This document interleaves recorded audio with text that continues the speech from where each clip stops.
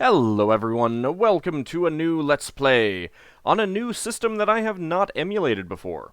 This is the FM Towns, a home PC slash console that was released by Fujitsu in Japan only. It was on the high-end market because it had a CD-ROM as standard at a time when that was very rare. So that allowed for quite a few expansions to other games that weren't really seen anywhere else.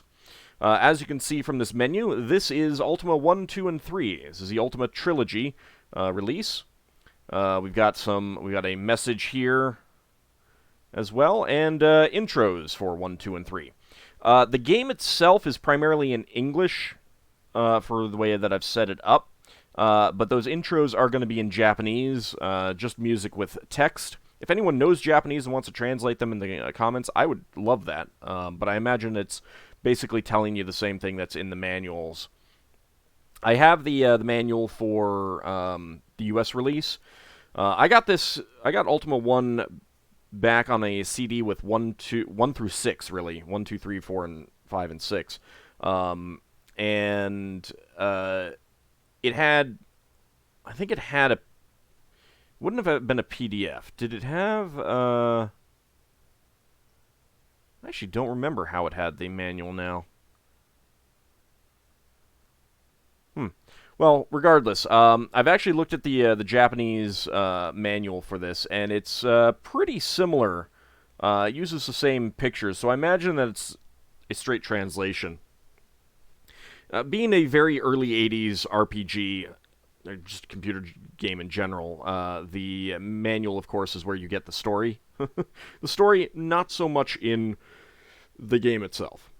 But I wanted to play this version because it is arguably the best. There are some elements that make it arguably not the best, but it has high color graphics because of the CD and the screen that you would have gotten with the FM Towns. It has music, it has audio beyond just PC speaker, and you don't get wireframe graphics in the dungeons. There are some differences. This version is a little bit more difficult, and monsters don't actually move in the dungeons, which is kind of odd. And I would actually say it might be a bug because they do so in Ultima 2. But I was considering also trying to get the Apple IIgs version to work because that also has high color graphics, except it's noticeably harder from what I hear, and it still has the wireframe dungeon graphics for some reason. I don't know why, but there's a little bit of a cheesiness aspect to the way that this one plays out too. But I figured, I mean, there's other Ultima 1 Let's Plays out there, but most of them are for the DOS version, or Apple II, or C64, or something like that. Have not seen too many full Let's Plays, English Let's Plays, of Ultima 1 on the FM Towns. So I figured I'd bring you guys a treat. You know, if you want to see what the DOS version is like, there's other ones out there to take a look at. I'm going to be playing this fairly straight. There are ways to manipulate the game and beat it in like 45 minutes or something like that, but I'm not doing a speed run. I'm going to be, trying to play this fairly straight. Go through the quests, do what is expected of you and stuff like that, and kind of play it as you would play it normally. There will, of course, be a lot of grinding, and I'm planning to do most of that on screen. Partly because it doesn't take that long, really, when you get right down to it. And the game is not... It's not really that long when you know what you're doing. So... yeah, so we'll go ahead and get into it after a message from Lord British himself. I, Lord British, welcome you to the worlds of Ultima. Ultimas 1, 2, and 3 are the foundation that build this ongoing saga. In your adventures, you will travel to many lands and visit with many peoples. You will fight many foes deep within the earth. We hope that you will enjoy these worlds brought to you on the new technologies of the FM Towns computer. So, yeah. I, Lord British, welcome you to the worlds of Ultima. Ultimas 1, 2, and 3 are the foundation that build this ongoing saga. In your adventures, you will travel to many lands and visit with many peoples. You will fight many foes deep within the earth. We hope that you will enjoy these worlds brought to you on the new technologies of the FM Towns computer. A picture of Richard Garriott himself, his signature, and Japanese and English text. And that's just going to loop. Sorry.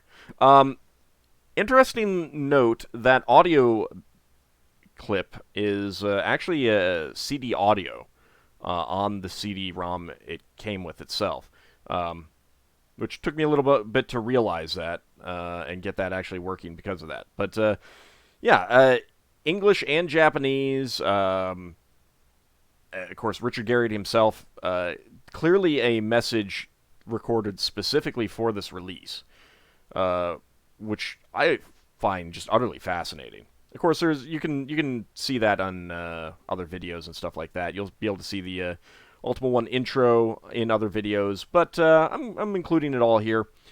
In this episode, I'm gonna read off the story of the game from the manual while this intro plays, which is in Japanese. As a side note, I do not know where this art is from. It's clearly scans from something. I've done enough scanning to know. But I don't know what from. I've seen a variety of the manuals that Ultima 1 has come with, and they're basically all the same as far as I've experienced. So I don't think that these are from an Ultima 1 manual, but I could be wrong. It could just be one fairly obscure. Don't know what the text is saying, but I assume it's primarily the same thing as in the manual. This is also going to loop until I end it, but it's got some music, so go ahead and let that play while I read off the beginning of the manual. The Adventure. Hail, noble one, our land is in need of a stalwart hero, one who will brave perils too horrific to consider. A plague has befallen the realm, a scourge is upon the land. Our villages lie sacked, ruinous mounds of ashes, where once trod peasants stout of heart and sound of mind, where once lay fields of grain and fruit, where kine and fowl grew fat upon the bounties of our fair Cesaria. All manner of wicked and vile creatures prey upon our people, and ravage the land. 'Tis the doing of one so evil that the very earth trembles at the mention of his name. Mondane the wizard hath wrought his malice well. Our nobles bicker amongst themselves, and each hath retired to the confines of his keep in hopes of watching the downfall of his rivals.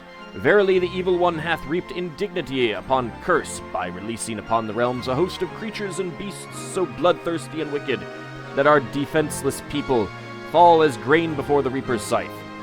These denizens of the underworld hold sway over all that can be surveyed, save for the strongholds of the nobles besotted with their own ambition.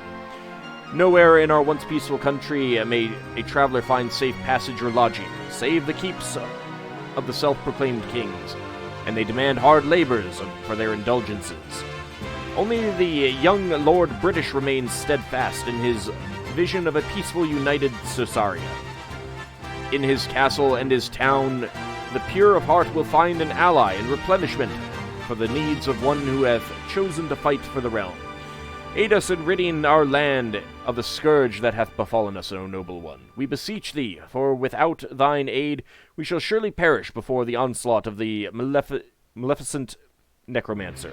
Slay the evil Mondane. Fellowship. The lands of Cesaria are populated by a diversity of races as varied as the elements. From the tiniest bobbit to the most towering human, our folk show a strength of character unknown in other parts of the world.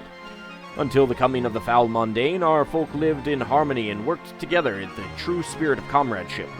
The principal inhabitants of Cesaria are human, endowed with a natural intellect higher than any other race. The humans are the backbone of Cesarian society. Found in all walks of life, they are strong of body and of unexcelled spirit.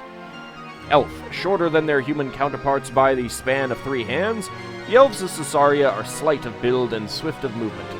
Their superior natural agility makes them excellent musicians and clever thieves. At home amongst the trees of the deepest forest, or in the alleyways of the capital, the Susarian elf makes a stalwart companion and a relentless foe. Dwarf, mountain folk, and legendary miners, the dwarves of Susaria stand but half a human's height, yet often outweigh slender elves. They are matchless in courage and possess an inordinate endowment of natural strength. Never accept the Susarian dwarf's challenge to wrestle for drinks in a tavern, unless thy supply of gold be endless and thy generosity ample. Bobbit, a small and gentle race. The Susarian Bobbits are believed to have come to our realm from a distant place. They are said to favor mountainside meadows and the serenity of forest clearings. Their diminutive height being even less than that of a dwarf, they shun any task that involves hard physical labor, preferring instead the pursuits of study and contemplation. Bobbits are naturally weak, yet possess a serenity indicative of profound wisdom. Professions. Whilst the professions practiced by our folk are numerous, there are but 4 courses of action that may be followed by the novice adventurer. These are Fighter. The rigorous training involved in learning to become a fighter results in a stronger, more agile adventurer. The knowledge acquired during this period permits the fighter to use virtually every kind of weapon that might be found in Susaria. Cleric, a profession suited to those who are of an introspective nature. The study of the ways of the cleric requires patience and results in a good deal of wisdom. Such is their calm and concentration that at no time will the proper spell cast by a cleric fail to attain its desired result. Wizard. To become a wizard in our realm, one must study long and diligently, poring over ancient writings and dusty tomes. Mastery of the arcane arts comes not easily, yet such training hones the intellect of a superior edge. The fruits of the long years of discipline are deemed to be worth the effort, however, for only the wizard may purchase the necessary supplies for the casting of the more powerful enchantments. Thief. Whilst not a profession held in the highest esteem among those charged with maintaining the public order, thieving is a trade that often serves the adventurer well. Many of the explorer's finds are guarded by clever and devious traps that require nimble fingers and a dexterous hand. Larceny and the opening of locks comes much easier for the thief than for other mortals, for they who follow this occupation are endowed with exceptional agility. So that is the primary introduction. There's a lot more, of course, talking about the magic, what the magic spells are, talking about the monsters, and things of that nature. But I'm not going to go over that at this time. So, another interesting side note about that intro, if I didn't mention it, that is also CD audio. That's one reason why it has the clean break and then the loop. But the main game's music is not. Let's go ahead and dive in and make our character. We won't get into any adventuring in this episode, but we will at least get our character created.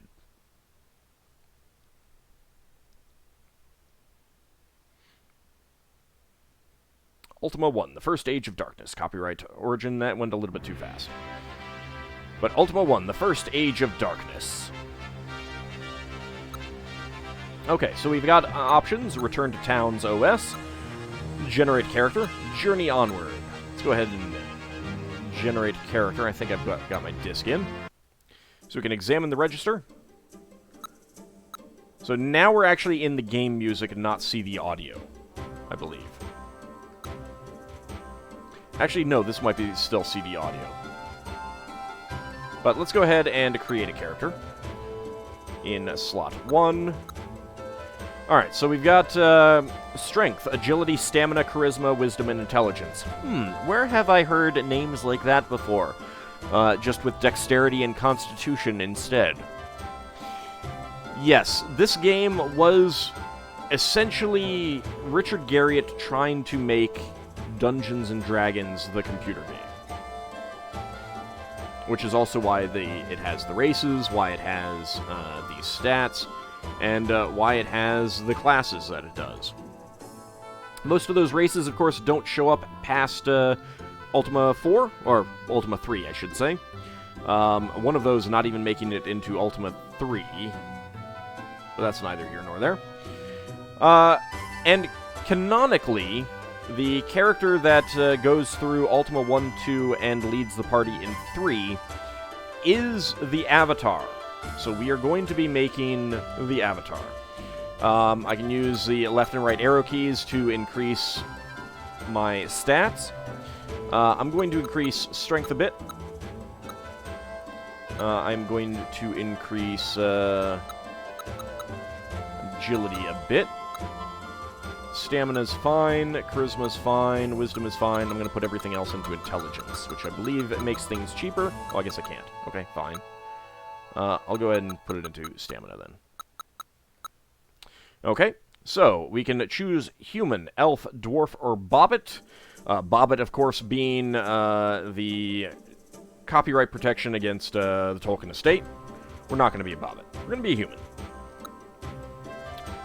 And, of course, female, wizard, and the name is Elmindreda. Elmindreda the Avatar's first adventure. This, of course, is all reminiscent, right? Go ahead and create. Yes. So being a human gave me some extra intelligence. Being a wizard gave me some extra intelligence. The other classes and races give other stats. Let me take a quick look at what those are. If I can find where that is. I had it listed somewhere.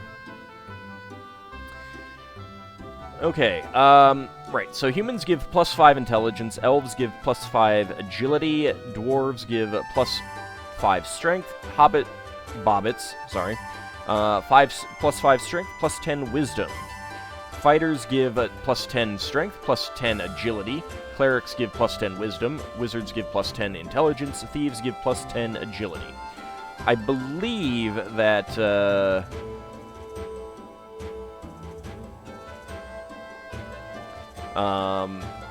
I mean, you can max out your stats later, and that's the point.